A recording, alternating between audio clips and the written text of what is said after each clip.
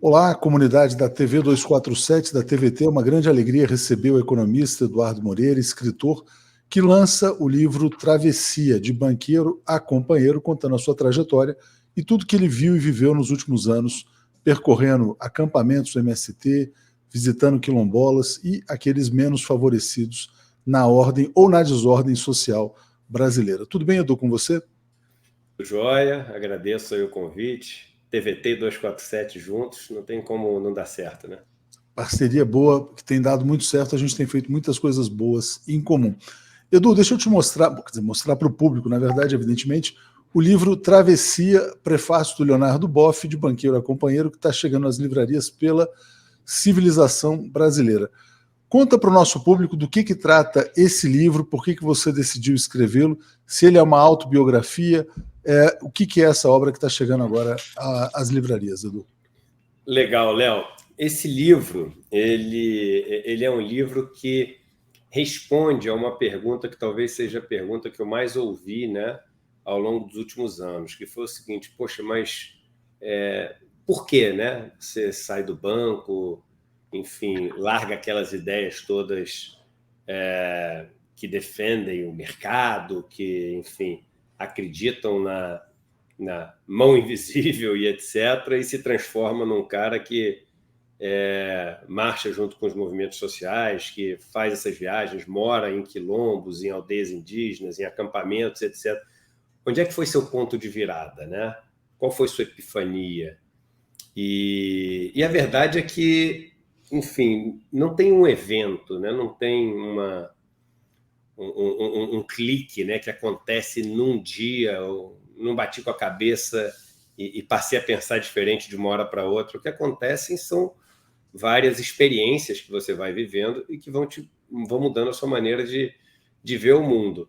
E quando eu resolvi entrar nessa jornada para conhecer esse lado da desigualdade brasileira, morando nos lugares que mais sofrem os efeitos dessa desigualdade, aldeias que vivem numa condição de miséria absoluta, acampamentos que também vivem sendo ameaçados pelas milícias dos fazendeiros e onde as pessoas moram em condições super precárias e etc., eu comecei a ver histórias, ouvir histórias e viver histórias que eu jamais imaginei, né, que fossem possíveis, né, brutais, cruéis, e que extrapolavam qualquer senso de realidade que eu poderia ter. E aí foram essas histórias, né, que me fizeram atravessar, né, o rio do lado de lá para cá. A Essas outra, pular de uma margem para outra margem de do uma rio. Mas, margem para outra do Edu, rio. esse seu percurso ele não é exatamente comum. Na verdade, você teve aí uma carreira de 20 anos no mercado financeiro, bem sucedido, chegando a ser sócio de instituições financeiras, acumulando patrimônio, sendo aquilo que as pessoas chamariam de um vencedor na nossa sociedade. Alguma coisa, na verdade, te fez procurar essa nova, vamos dizer assim, um contato com essa nova realidade, né? Você falou, olha, não sei se foi um evento isolado, uma epifania, mas por que em 2019 você inicia esse percurso que não é comum entre os seus pares, repito? Quer dizer, o que foi o motor dessa sua mudança? Eu comecei a estudar muito a questão da desigualdade, né? Em 2017, 2018. E quando eu comecei a estudar muito a questão da desigualdade, ainda estando no mercado financeiro, cada vez ficava mais claro para mim o papel que eu tinha naquele modelo. E eu não era, né, o herói do filme, como eu sempre imaginei que fosse. Eu era o vilão do filme, né?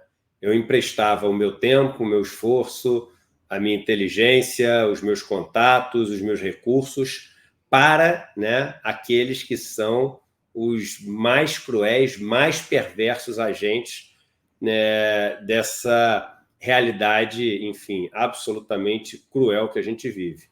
E aí, quando eu percebi, né, eu me percebi como sendo o vilão da história, né, eu falei, caramba, eu tenho que fazer alguma coisa sobre isso. Começo a estudar desigualdade, cada vez mais e mais e mais e mais, até que eu chego num ponto que falo o seguinte: caramba, os livros só vão me levar até certo lugar. Até porque vários livros escritos sobre desigualdade são de pessoas que estudaram livros também, né? E que leram estatísticas e que, enfim, aprenderam teorias e etc. E poucos tiveram contato com a desigualdade, né? E aí, Léo, tem uma coisa muito importante, né? Fazendo já uma digressão, a gente usa muito uma expressão que é o seguinte: a gente tem que dar voz, né, para o povo oprimido, a gente tem que dar voz para o povo negro, a gente tem que dar voz para os sem terra. Isso é de uma arrogância, né, essa expressão, né? A gente não tem que dar voz para ninguém, eles têm voz, né? A gente tem que dar escuta, a gente tem que dar atenção, a gente tem que dar o espaço na grande mídia, porque voz a gente não precisa dar para ninguém. Aliás, eu até diria que eles têm muito mais voz, né, do que os donos da grande mídia, etc., que não têm voz nenhuma, né? São absolutamente reprodutores de discursos que têm um interesse muito claro de preservar esse modelo cruel e perverso que a gente vive. Então eu passei a oferecer uma escuta, né, para algo que eu nunca tinha oferecido na minha vida. E foi absolutamente devastador, né? Estar ali vendo, escutando, vivendo, né, e repartindo aquela situação durante semanas, durante, às vezes, algumas semanas, né, morando nesses lugares. E tudo isso foi me forjando, me moldando, me ensinando. Eu aprendi mais em economia em uma semana no MST do que eu aprendi todos os anos da minha vida, em todos os cursos, todos os livros que eu li, né? Sobre o MST, Edu, porque ali eu acho que começa esse seu processo de travessia. Queria que você falasse para o nosso público qual que era a visão que você tinha sobre o MST antes de conhecer a realidade concreta dos assentamentos. A visão que a Rede Globo passa, que a Jovem Pan, que a Band, que o SBT passam, né? Imaginava que eram terroristas que roubavam terra, armados, né, até os dentes, maldosos, queimavam tudo, vagabundos que não trabalhavam, né? E nunca parei para pensar o quão estúpido, né, era pensar dessa maneira, porque até a conta não fecha, né? Até em termos lógicos é uma estupidez pensar assim, porque veja bem, primeiro, porque eles roubam terra. Se tem uma coisa que não dá para roubar, é terra, né? Ninguém consegue pegar terra, botar debaixo do braço e sair correndo. Então, terra, o máximo que você pode fazer é ocupar uma terra, né?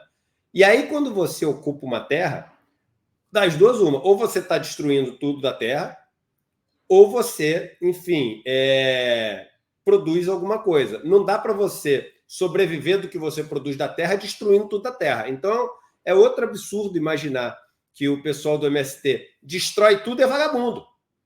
Porque se ele destrói tudo da terra, ele não tem dinheiro, poupança, posses, e ele é vagabundo, como é que fecha a conta?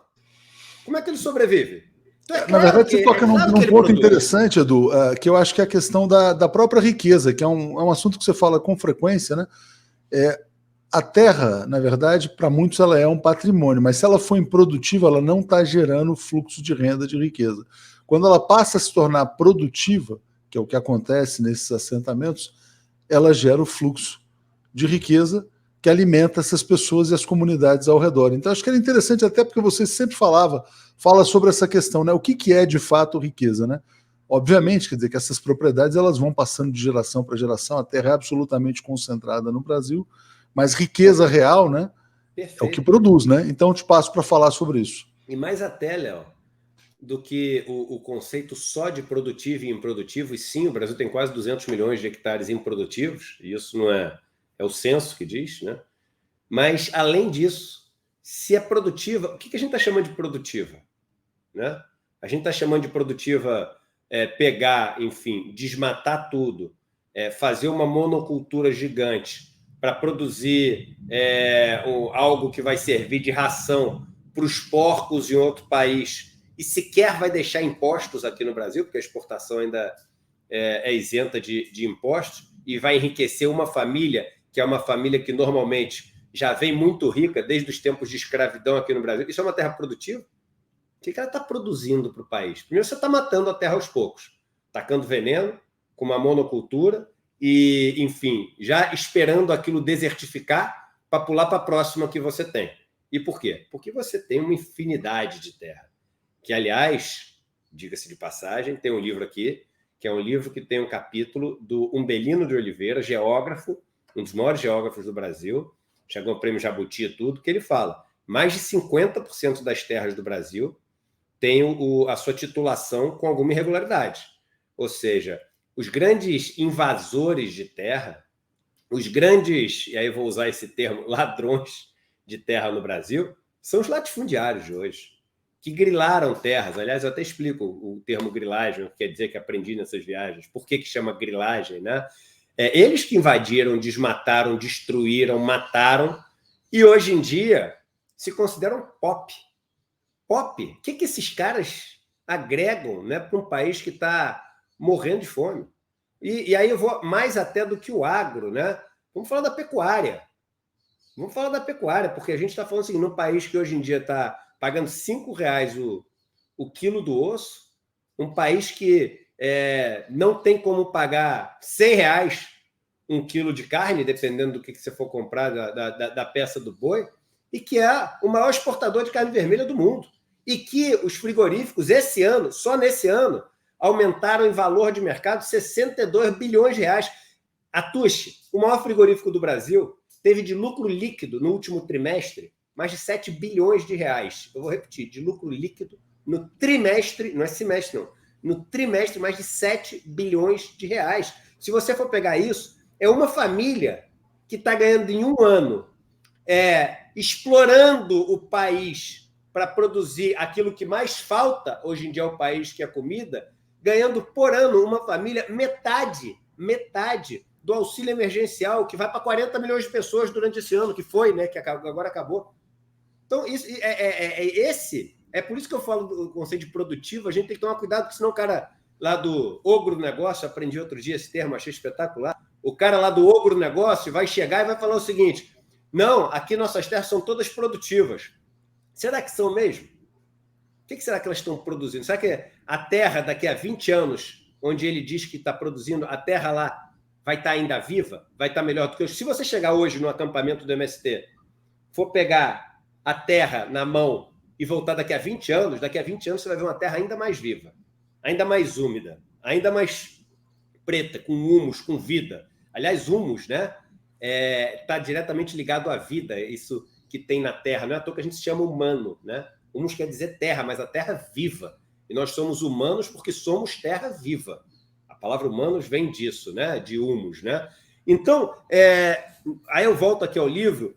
Nesse livro eu mostro essas coisas todas. Tem uma foto aqui no livro que é muito forte, que é isso aqui, ó. Essa aqui de cima, isso é o que você vê no interior do Brasil inteiro. É um deserto com uma árvore a perder de vista até onde vai o horizonte, e às vezes você não vê nenhuma, né? E aí, pistas de avião, cavalos de raça, tudo que você puder imaginar de riqueza, e do outro lado é isso aqui. É barraco de lona, entendeu? São pessoas que não têm onde morar, não têm saneamento básico, não têm esgoto, dormem pouco para não ser pegos de surpresa e mortos pela milícia dos fazendeiros, já foram torturados para assumir crimes que não cometeram, perderam os filhos assassinados, filhos que morrem antes dos pais, né? Eu já ouvi tem uma frase, eu não lembro quem falou isso, né? Não sei se foi o Churchill, o Mark Twain, foi alguém que falou o seguinte, eu prefiro a paz do que a guerra, porque em tempos de paz, os pais enterram os filhos. Em tempos de guerra, em tempos de paz, os ao contrário, o oposto. Em tempos de paz, os filhos enterram os pais. Em tempos de guerra, os pais enterram os filhos, né? E é isso que a gente vê no interior do Brasil. Os pais enterrando os filhos. Ou seja, é uma guerra social não declarada já existente no país. Totalmente. O campo no Brasil, e não é de hoje, ele vive um estado de guerra. E é um estado de guerra, guerra. Não é uma metáfora. Guerra não é uma metáfora. É guerra mesmo. Os fazendeiros armados até os dentes, com os seus capangas, mandando matar, torturando, matando os filhos, ameaçando, sequestrando. E a gente não faz nada. E sabe por que não faz? E no primeiro capítulo eu conto uma história que é uma das mais fortes, que, aliás, eu até li ontem, eu lancei o livro, né, com o Boff e com o Stedley, né, num lançamento maravilhoso. E o Boff, ele fala que várias vezes chorou, ele escreve o prefácio do livro, ele chorou várias vezes, ele falou, é difícil me fazer chorar hoje em dia. E ele falou, hoje eu só leio e escrevo, é o que eu passo o dia inteiro fazendo. Foi o melhor livro que eu li nos últimos tempos. E o Stedley fala o seguinte, isso não é um livro, isso é um documento. Todos deveriam ter esse livro.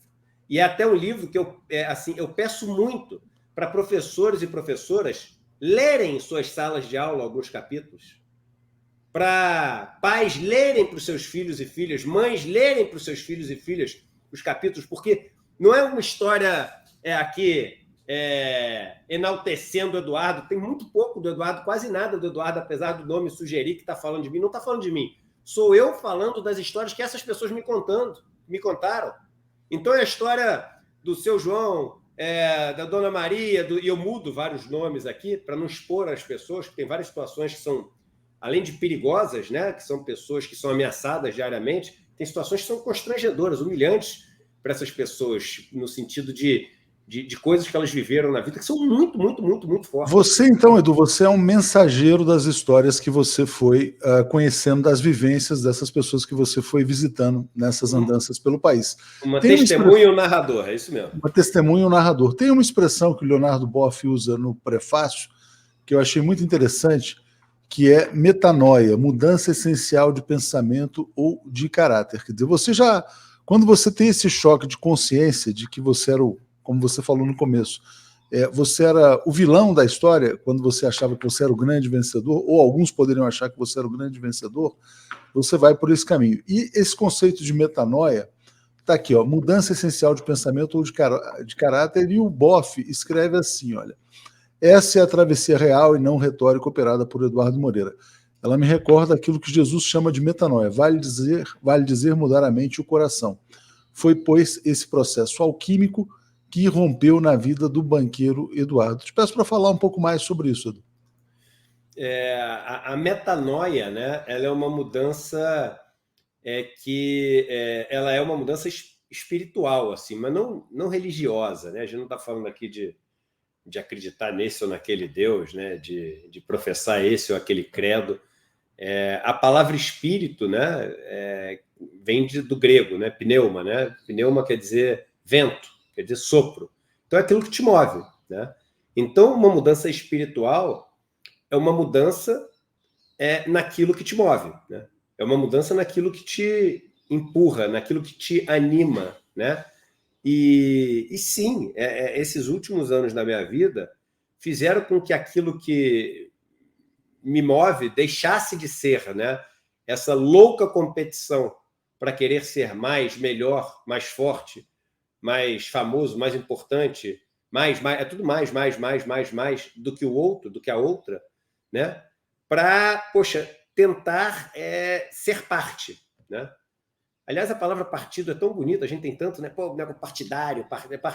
Exatamente. Os partisãs do passado, eles faziam parte de alguma coisa, né? Então é muito interessante. Né? O ruim é sectário, que secto é um pedaço. O sectário, ele quer que o resto morra, né? E ele seja, enfim, o que passa a ser o todo, né?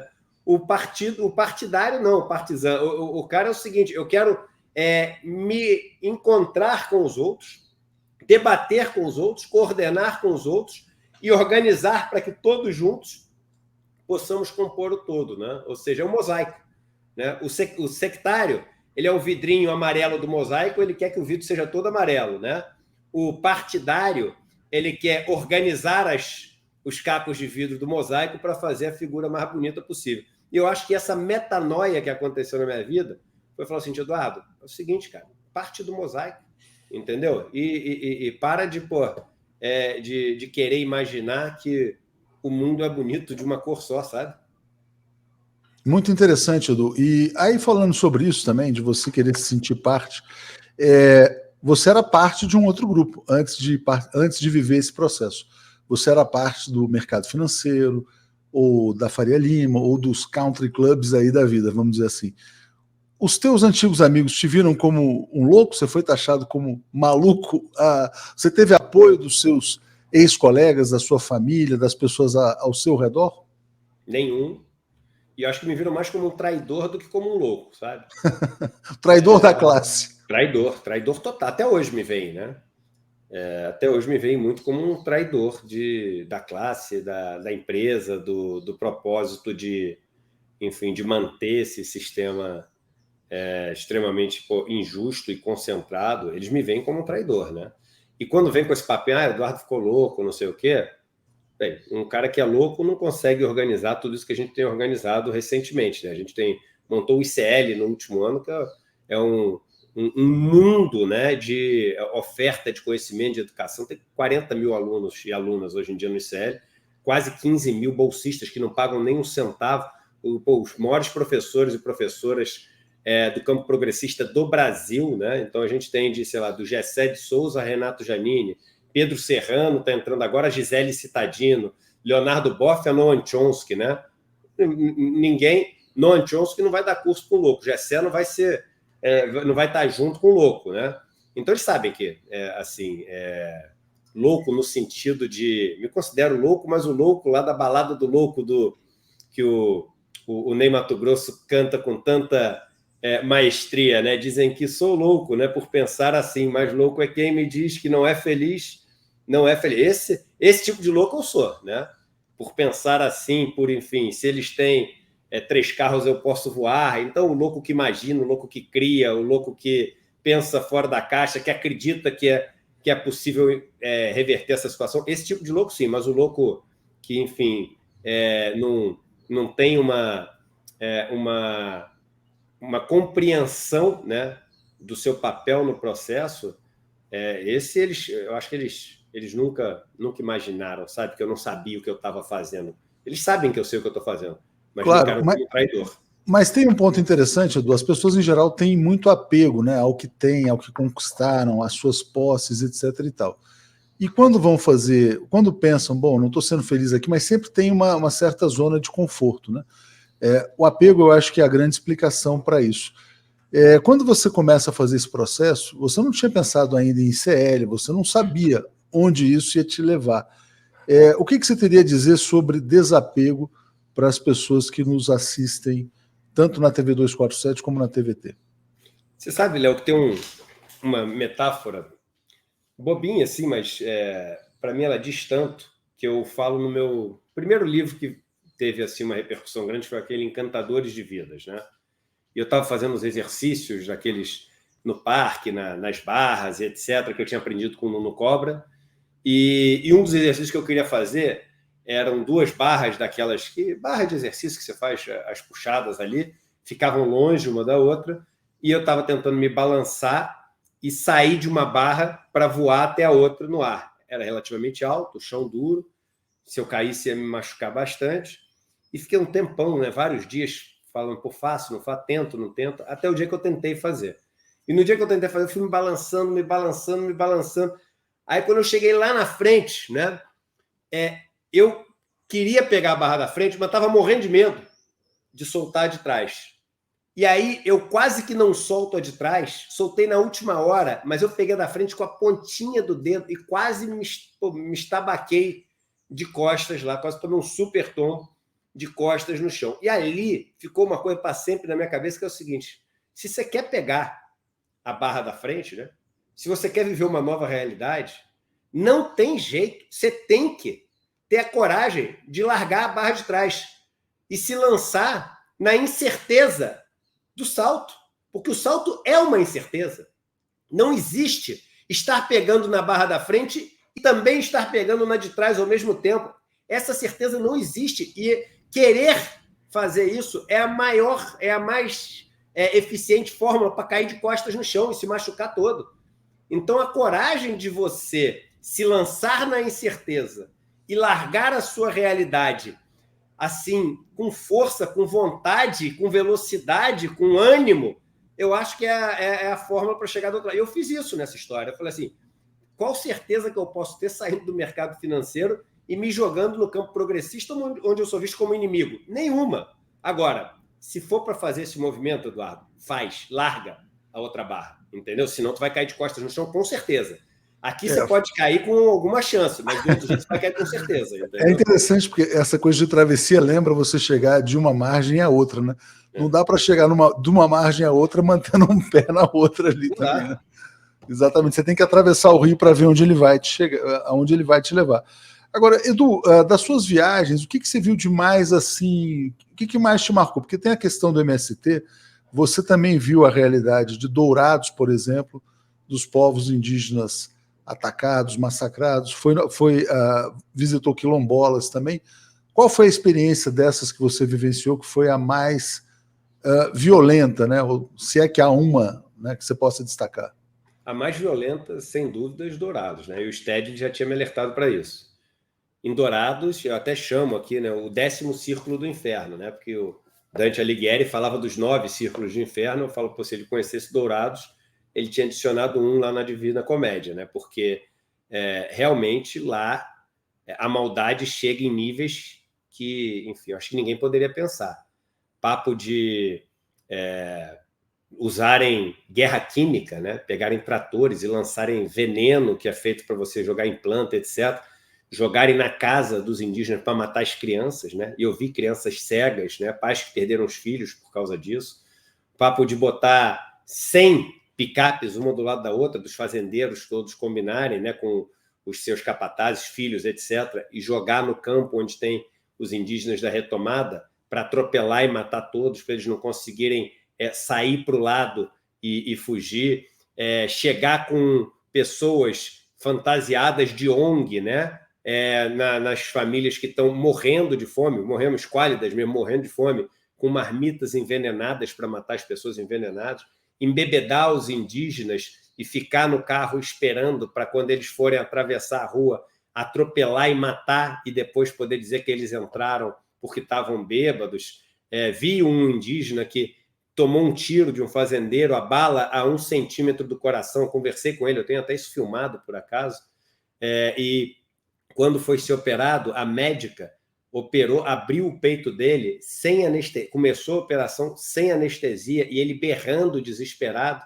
A médica falou assim: eu estou fazendo isso para você aprender a nunca mais invadir terra que não é tua. E próxima vez que você entrar nessa maca, eu não vou cortar teu peito, eu vou cortar teu pescoço.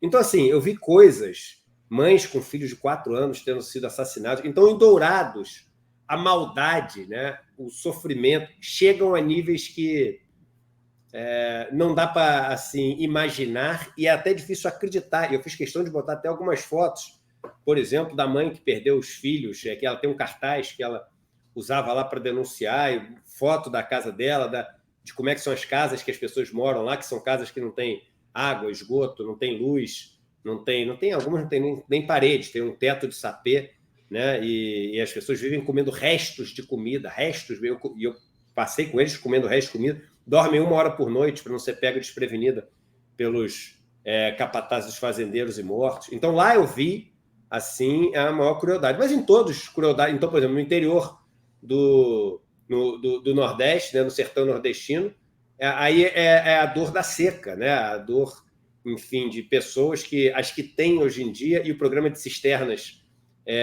que o Lula fez, a Dilma fez, assim, é uma transformação dessa realidade, mas mesmo assim é uma região onde a seca é tão grande que várias casas onde moram, sei lá, 7, 8, 9 pessoas, você tem, por exemplo, combinado, você só pode dar descarga uma vez por dia, né? Porque não tem água. Então, você tem ali que as fezes, a urina vão se acumulando o dia inteiro, porque você, enfim, não pode dar descarga, não tem água para fazer isso, né? E vi outros lugares onde as pessoas passam muita fome.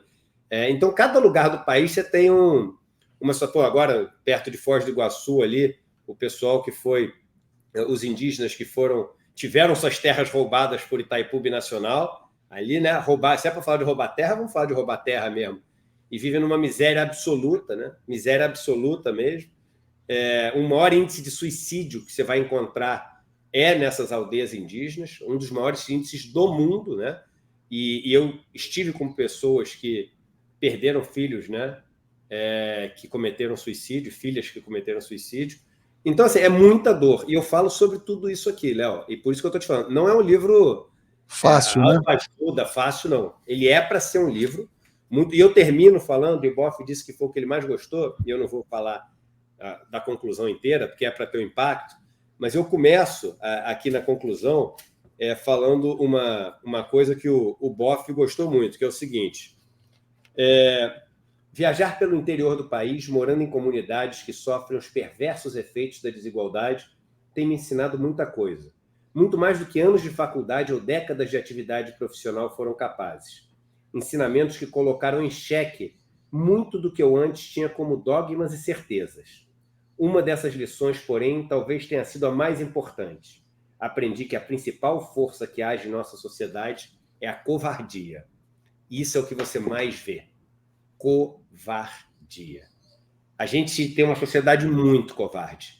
E ela é covarde porque o único jeito de você manter as pessoas mais fortes, né, por baixo e as mais fracas por cima, porque eu vou te falar, esses donos de banco, donos de corretora, donos dessas maiores empresas do Brasil, são pessoas fraquíssimas, em todos os sentidos. Intelectualmente, são fraquíssimas em termos de capacidade de trabalhar, são fraquíssimas de espírito, são fraquíssimas emocionalmente, psicologicamente.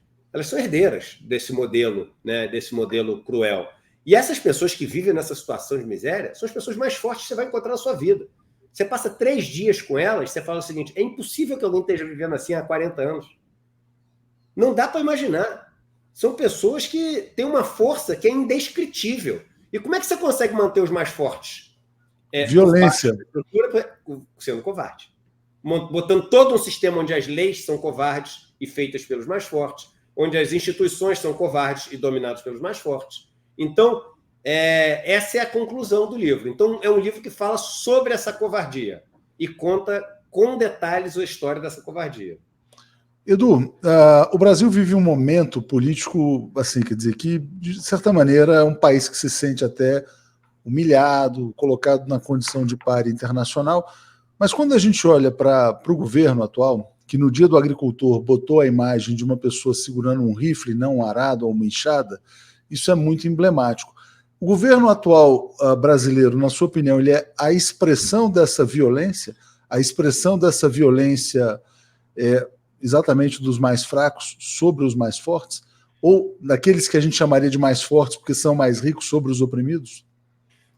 Se você, Léo, der um Google, né, você pode até compartilhar sua tela se você quiser depois, o cara que toca toda a política agrária desse governo, a política enfim, de como lidar, né, com essa questão do campo no Brasil, chama-se Naban Garcia. Naban Garcia. Se você der um Google no nome Naban Garcia, você vai ver reportagens que foram feitas na televisão sobre ele ter uma escola de pistoleiros. Sobre o cara que tem uma escola de pistoleiros.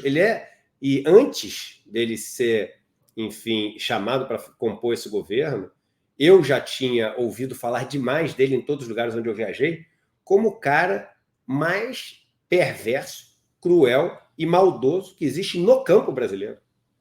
Olha lá. Você deu um Google agora.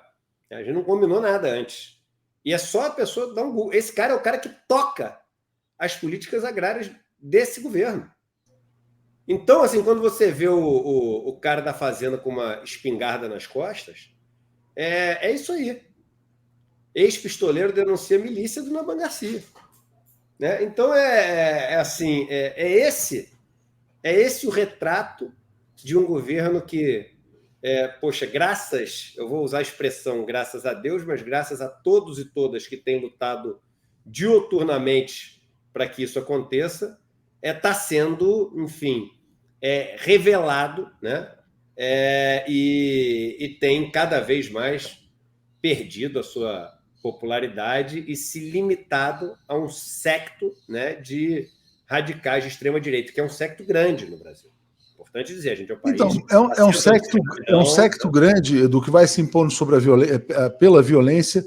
Você sofreu ameaças depois de denunciar essa questão de Dourados, e eu queria te perguntar se você se sente seguro, né, fazendo o que você fez, tendo, entre aspas, traído a sua condição de classe dominante para denunciar essas desigualdades. Se você se sente seguro, se você já foi ameaçado, e como é que você vê o seu papel nesta sociedade? Se você espera que esse livro também seja um livro inspirador.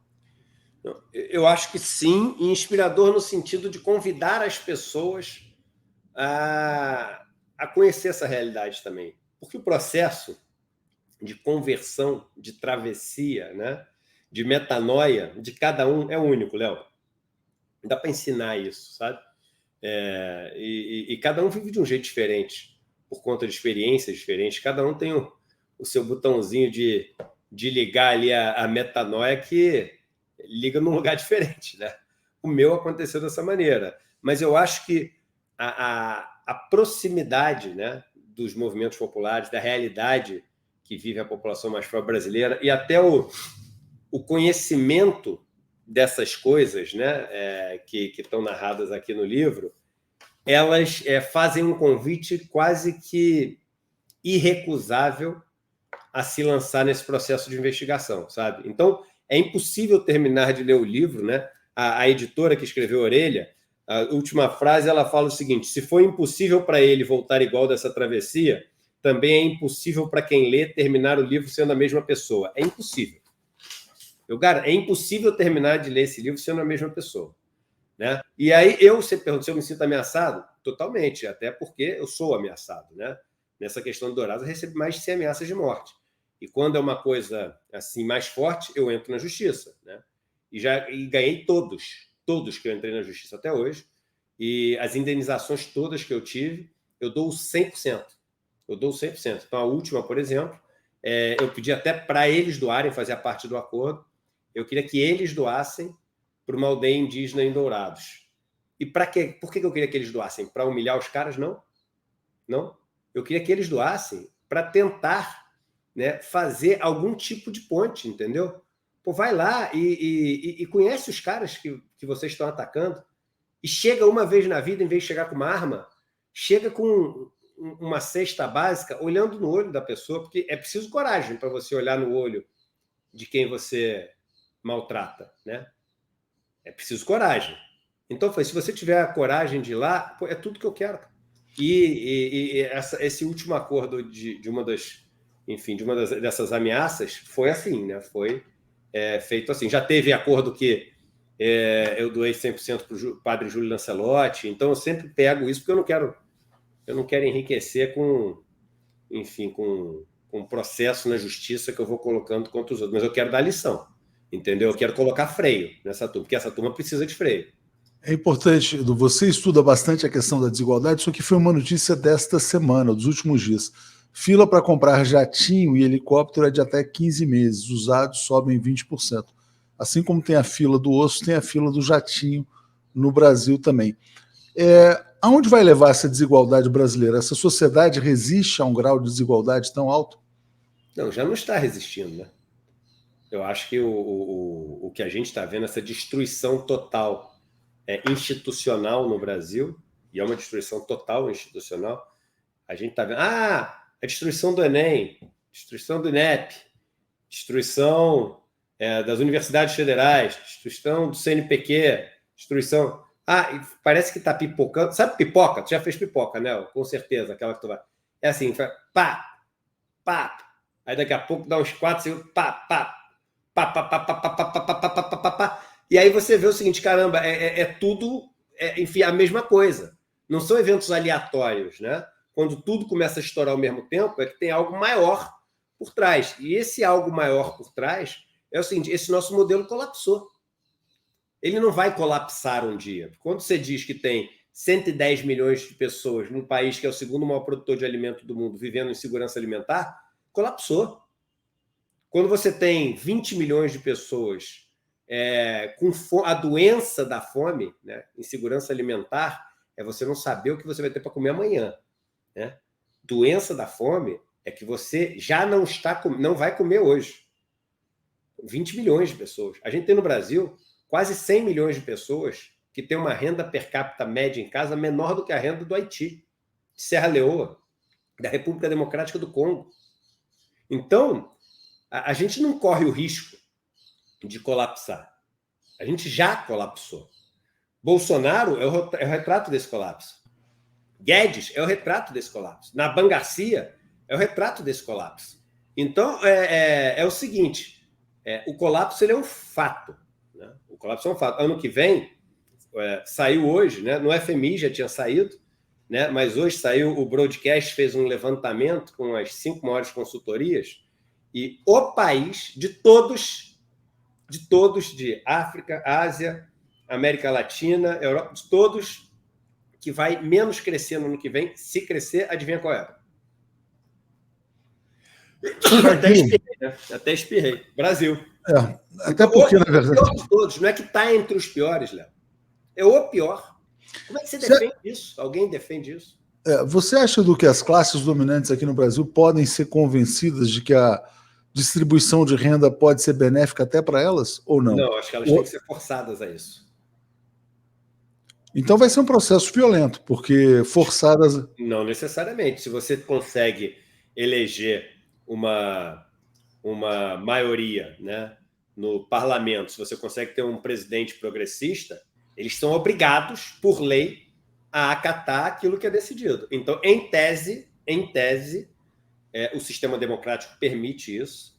Eu sei de todas as dificuldades de você fazer isso num sistema democrático que é cheio de feudos e oligarquias que, enfim, escolhem quem vai ser eleito ou não vai ser eleito, de uma mídia que, enfim, vende a história que quer. Então, todas essas dificuldades a gente conhece. Mas, em tese, se a maioria no país decidir que eles vão ter que abrir mão de um pedaço irrelevante, eu não estou falando de perfumaria. Imposto sobre grande fortuna, 0,5% acima de 30 milhões. Tem gente, até na esquerda. Isso é a solução. E eu vejo várias vezes essa frase. Imposto sobre grande fortuna é a solução. Quem acha que isso é a solução está caindo no papo deles. Porque isso é um pedacinho pequenininho. Não é esmola, né, Edu? Não, claro que não. Então é mudança estrutural. Eles têm que abrir mão mesmo. Léo, se eu te falar o seguinte, o lucro dos bancos nesse semestre passado foi de 63 bilhões de reais. O maior de todos os tempos. 63 bilhões de reais. Se eu te falar o seguinte, Léo, o lucro dos bancos não tinha que ser de 63 bilhões. Tinha que ser de 15 bilhões. Deixa eu chutar um número qualquer aqui na minha cabeça, tá? Em vez de 63. Ou seja, eles tinham que abrir mão de 50 bi quase. Vão me chamar de quê? Vão chamar de revolucionário, de maluco, de comunista, de tudo isso. Agora, tu acha que é ser um revolucionário você dizer que nesse momento de crise, o setor que não faz nada, onde os donos já têm dinheiro para não poder gastar em 65 gerações, e eu estou 65, eu estou falando um número caricato aqui, você acha que você falar que esses caras ainda continuariam com lucro de mais de uma dezena de bilhões de reais, você acha que isso é ser um revolucionário? Você acha que isso é ser um comunista? É claro que não é. Ser comunista, e aí é o que eu adoraria, né, utopicamente, se você me perguntar, Eduardo, você agora pode varia a mágica, faz o que você quiser, né? Sistema financeiro todo estatizado. Eu acho que no meu mundo ideal é a estatização de todo o sistema financeiro. Eu acho um desastre você ter um sistema financeiro privado, né? Agora, no mundo real, no que dá para fazer, eu acho que tinha que meter um freio gigantesco nessa turma. Porque eles não cumprem o papel que tinham que cumprir. Eles não tinham o papel que tinham que cumprir. Eles só usam o poder econômico que eles têm com o nosso dinheiro para chantagear o governo, com o nosso dinheiro, para o governo passar as leis, as regras que eles querem. Eles usam o nosso dinheiro para emprestar para os setores da economia que são os parceiros deles, ou, às vezes, sócios deles. Né? Então, é o nosso dinheiro que o banco empresta para aqueles que nos, enfim, oprimem, né? São os nossos algozes. Então, você falar em tirar poder dessa turma assim, é uma obrigação para você ter um mundo diferente. Agora, você acha que essa turma vai abrir mão de poder voluntariamente? Eu duvido. Não tem a menor chance. Pois é, e eu estava vendo notícias aqui de que esses bilionários, alguns deles, não vou botar aqui não, mas alguns ganham 4, 5, 10 milhões por hora, né? Só de rentismo, que é a questão do capital improdutivo. Edu, eu queria te fazer uma pergunta, você que viveu tanto tempo no mercado financeiro, se o mercado financeiro hoje, que é a aspiração de muitos jovens que querem trabalhar na Faria Lima, o mercado financeiro cria riqueza ou não? Não. O que o mercado financeiro no mundo ideal, e aí mercado financeiro tem em qualquer tipo de país, tá? Onde tem dinheiro, você tem. Então, você tem mercado financeiro, para dar um exemplo extremo, na Coreia do Norte, né?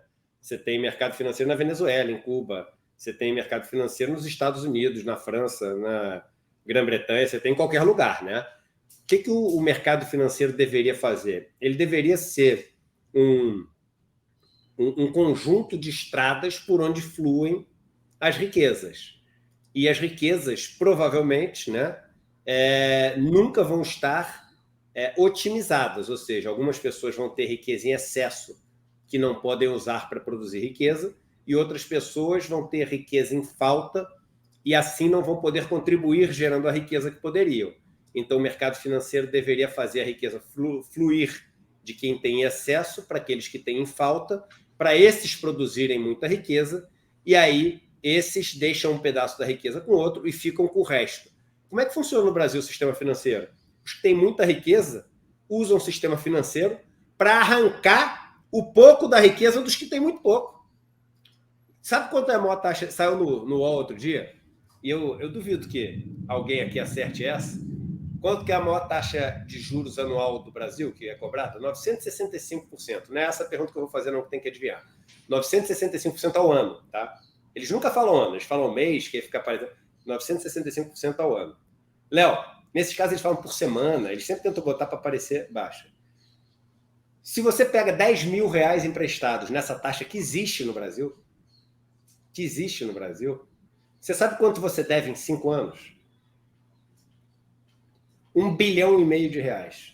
É inacreditável, né? 1 bilhão. Você acha que qualquer pessoa no planeta que pega 10 mil reais emprestado tem 1,5 bilhão para pagar? Ou seja, os bancos sabem que essa dívida que é contraída pelas pessoas mais pobres é impagável. Eles sabem. Mas por que eles emprestam mesmo assim? Porque eles sabem que fazendo isso, ele vai criar um escravo financeiro. O cara vai passar o resto da vida tentando pagar uma coisa que ele não consegue. Então ele vai fazer toda a riqueza fluir dessa pessoa para aqueles que mais têm. Sem falar no sequestro do orçamento público, né, da taxa de juros que é paga pelo governo, enfim, tudo isso. Edu, e aí eu queria te perguntar também o seguinte, quer dizer, na sua experiência com o MST, e aí você via as pessoas ali, quer dizer, você já falou isso para mim uma vez numa entrevista, que é aquela coisa, a riqueza é gerada, consumida naquele ambiente, é o único lugar onde você viu pessoas, na verdade, se alimentando do que produzem. Então, isso é riqueza? Eu queria que você falasse um pouco também sobre essa experiência que você viveu nos assentamentos. No MST, e eu falo muito sobre isso no meu livro Desigualdade, você vê um grupo de pessoas chegar numa terra arrasada, numa terra que sequer tem sombra, que não tem árvore, né? Então, às vezes eles têm que levar umas escadas com uma tábua em cima para fazer sombra para poder construir, para poder aguentar ficar ali debaixo do sol. E 20 anos depois, você tem bosques nascentes, você tem uma produção enorme de hortaliças, de mandioca, de tudo, e as pessoas morando em casas com um quarto, suíte, com carro na garagem, etc., um jardim bonito, uma piscina, né? É engraçado, né, Léo? Fica parecendo que dá um constrangimento falar que o cara do MST tem uma piscina. Por que o cara não pode ter uma piscina? Por que o cara não pode ter um carro novo na garagem? Eu vejo às vezes que o cara do MST estava com uma Hilux. Por que o cara não pode ter uma Hilux? Por que o cara não pode ter uma Hilux? Por que só o... Ou por que o cara do MTST não pode comer o camarão? Ah, foi doado. E se não fosse doado? Por que ele não pode? Tem 2 tipos de gente diferente? Não tem 2 tipos de gente diferente. Então, essa riqueza que você consegue ver 20 anos depois, num acampamento do MST, num assentamento, que aí vira um assentamento, né? É uma riqueza que foi toda tirada do solo, produzida, ela veio para o mundo.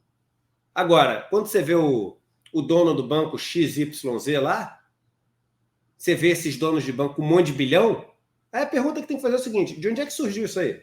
Que o cara não plantou um alface, o cara não produziu um computador, o cara não ensinou nada para ninguém. De onde que vem essa riqueza? De onde é que surgiu esse negócio? Porque riqueza não dá em árvore, tem que surgir em algum lugar. Até dá em árvore, né? Mas árvore plantada, não sei o que, dinheiro que não dá em árvore, riqueza dá em árvore. Fruta, por exemplo, é riqueza que dá em árvore. Mas de onde veio a riqueza dessa turma mais rica do país? Alguém teve que produzir isso. Alguém teve que transformar isso. E a gente sabe que quem transforma é exatamente quem não fica com nada, né? Exatamente. Muitas vezes veio de herança, tal, herança ou de rentismo, etc. e tal. Edu, nesse contexto, quer dizer, de tudo que você viveu, então, percebe-se que o discurso da meritocracia é uma das coisas mais furadas que já foram criadas na história da humanidade, né? Porque são os bilionários, ou os ricos, ou as classes dominantes que alimentam esse discurso. Queria te pedir também uma reflexão sobre esse ponto, né? O que você aprendeu sobre mérito fazendo essa travessia que você faz?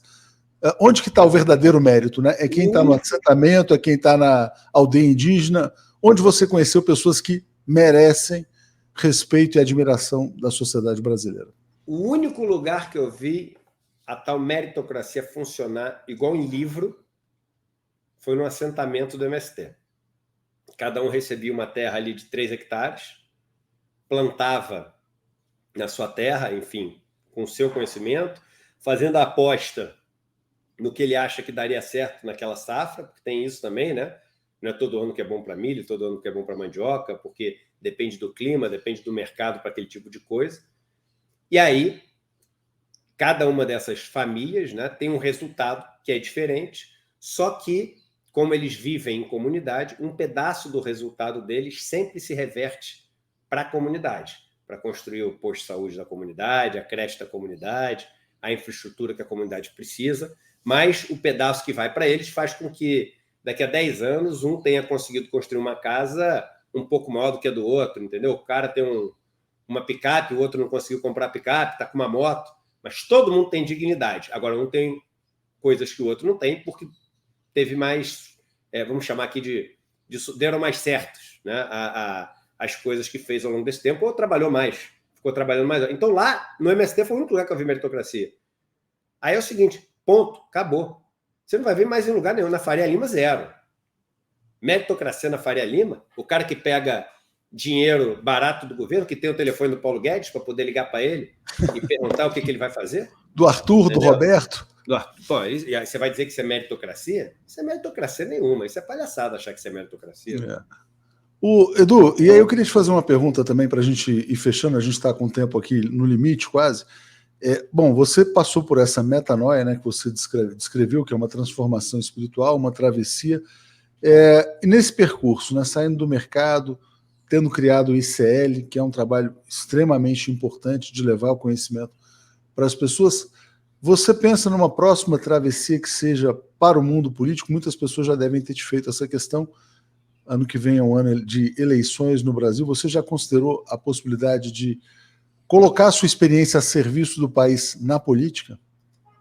Isso não está, hoje em dia, na minha cabeça, Léo. Até a seguinte, é claro que é uma coisa, as pessoas conversam muito sobre isso comigo, vários partidos já conversaram sobre isso comigo, mas o envolvimento político eu tenho total, né? Então, todo dia eu estou discutindo política, eu vou muito para Brasília, discuto no Senado, na Câmara, participo de audiências, de comissões e etc.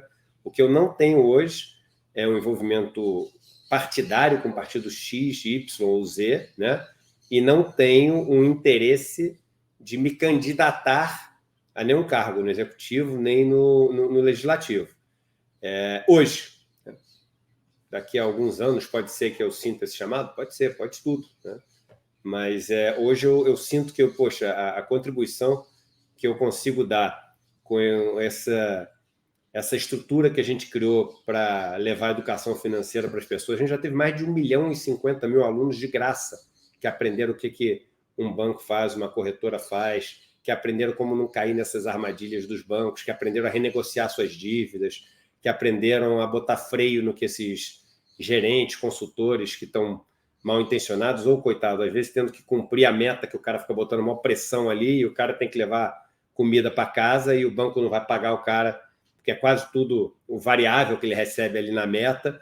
Então, a gente tem mais de 1 milhão de pessoas que já fizeram esses cursos gratuitos. O ICL hoje, 90 cursos. Tem preparatório da OAB, tem preparatório do Enem, tem 90 cursos que vão de Excel, inglês, francês, espanhol, mandarim, finanças, investimento, até história, filosofia, história da arte, da música, psicanálise, direito. Tem tudo isso hoje. 1/3 dos alunos não paga nada. Quem paga R$40 por mês, R$42 por mês, para poder fazer mais de 90 cursos no conteúdo de pós-graduação. Hoje eu peguei, que a gente bateu agora 1 milhão de views de aulas de 1 hora, 1 hora e meia, né? Então, assim, isso é muito, muito, muito forte. E eu estava vendo os comentários hoje, várias pessoas falam assim, eu faço faculdade de administração, aprendo mais no ICL que na faculdade, né? Porque são os melhores professores de faculdade no Brasil. Então, tudo isso é um envolvimento político, né? Tudo isso é um envolvimento de afrontar o sistema. Agora, partidário, hoje eu não sinto chamado. Mas pode vir a ser, né? Pode vir a ser, nunca, não é uma porta fechada na sua história. Você está com que idade, Edu? 4-5. Fevereiro, 4-5. Extremamente jovem, né? Tendo vivido essa experiência. Eu queria só te pedir para mostrar mais uma vez o livro. Tem um detalhe que eu não mencionei, que é a foto de capa do nosso querido Ricardo Stucker. Então, você tem foto do Stucker, prefácio do Boff, recomendação do Stedley. Está bem lançado, né? E quem fala aqui atrás, que eu sei que, poxa, você outro dia entrevistou e gostou muito, o pós-fácil é do João Paulo Pacífico. É aquele texto que ele escreveu sobre o Finapop, né? Então, e a última pergunta que é interessante, você falou, o mercado financeiro não cria riqueza, mas, por exemplo, você estruturou uma operação de financiamento para o MST, junto com o João Paulo Pacífico. Então, o mercado financeiro pode ser um criador de riqueza. Eu acho que esse é um ponto para destacar também.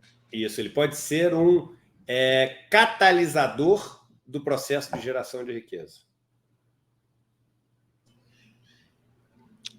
Que é muito importante, quer dizer, você conectar exatamente, quer dizer, quem tem a disposição de investir com quem precisa de uma maneira que seja saudável para a sociedade, né, e não predatória. Edu, eu queria te agradecer muito, realmente foi uma honra poder te entrevistar, acho que é uma entrevista fantástica.